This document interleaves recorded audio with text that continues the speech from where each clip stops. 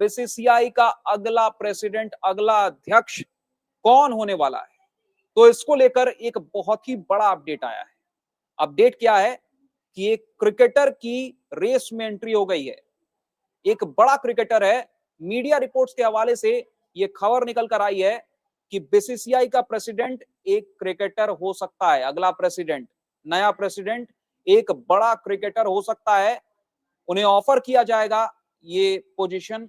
अगर वो मना कर देते हैं उस पोजीशन को, उस पद को अगर ठुकरा देते हैं, तो फिर ऐसे में खबर है कि फिर राजीव शुक्ला सबसे बड़े दावेदार बन जाएंगे, जो अभी इंटरिम प्रेसिडेंट के तौर पर बीसीसीआई में काम कर रहे हैं। उससे पहले अभी रॉजर बिन्नी की 70 साल की उम्र हो गई थी, और बीसीसीआई के संविधान के मुताबिक 70 साल की उम्र के बाद कोई भी अधिकारी बीसीसीआई में जो काम कर रहा है किसी भी पद पर, वो अपने पद पर काम नहीं कर सकता है आगे, उसे अपना पद छोड़ना पड़ेगा। तो ऐसे में रॉजर बिन्नी को अपना पद छोड़ना पड़ा अध्यक्ष पद का, और अध्यक्ष रॉजर बिन्नी अब नहीं है। तो ऐसे में इंटरिम प्रेसिडेंट, कार्यवाहक अध्यक्ष के रूप में राजीव शुक्ला अभी काम कर रहे हैं बीसीसीआई के अंदर। लेकिन अब इसमें एक बड़ा अपडेट निकलकर यह आया है कि एक बड़े क्रिकेटर को बीसीसीआई का अगला प्रेसिडेंट बनाया जा सकता है। अब वो कौन है क्रिकेटर, अलग अलग नाम सामने निकल कर आ रहे हैं, उन नामों पर भी आएंगे। लेकिन अगर कोई क्रिकेटर अगर उस पोजीशन को लेने से ठुकरा देता है, अगर उस पद पर आने से ठुकरा देते हैं, उस ऑफर को अगर ठुकरा देता है, तो फिर ऐसे में Rajiv Shukla full time new president BCCI के बन सकते हैं।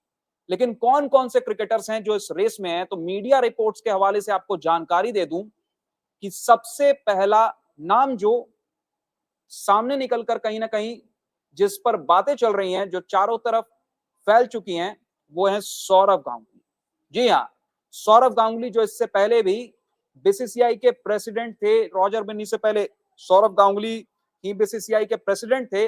और कहीं ना कहीं Sourav Ganguly cooling off period को एक तरह से समाप्त कर चुके हैं। जो बीसीसीआई का संविधान है, लोढ़ा कमीशन को जो लागू किया गया बीसीसीआई के अंदर, जो सुप्रीम कोर्ट ने जो कमेटी तैयार की थी, लोढ़ा कमेटी, जो जिसने सिफारिशें दी थी, कुछ रिकमेंडेशंस दिए थे, उसको लागू किया गया और नया संविधान बीसीसीआई का बना। उसके मुताबिक कूलिंग ऑफ पीरियड होता है, उसके बाद आप फिर से उस पोजीशन पर आ सकते हो अगर आपकी एज 70 साल नहीं है। तो सौरव गांगुली तो अभी काफी यंग है, तो ऐसे में सौरव गांगुली की दोबारा वापसी हो सकती है। राहुल द्रविड़ का भी नाम सामने आ रहा है। राहुल द्रविड़ जो बीसीसीआई के हेड कोच रह चुके हैं, अंडर 19 क्रिकेट में भी काफी काम किया, एनसीए के भी डायरेक्टर रह चुके हैं राहुल द्रविड़। तो ऐसे में राहुल द्रविड़ को भी अच्छा खासा अनुभव है इंडियन क्रिकेट में काम करने का। तो राहुल द्रविड़ भी सिस्टम का पार्ट रह चुके हैं। तो ऐसे में राहुल द्रविड़ भी अगले बीसीसीआई के प्रेसिडेंट बन सकते हैं, वो भी उस रेस में शामिल हैं। एक और क्रिकेटर हैं जो अभी एनसीए के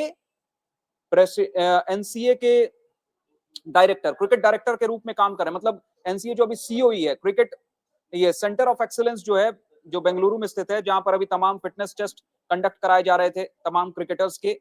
तो वीवीएस लक्ष्मण है, वो वीवीएस लक्ष्मण भी रेस में बताए जा रहे हैं।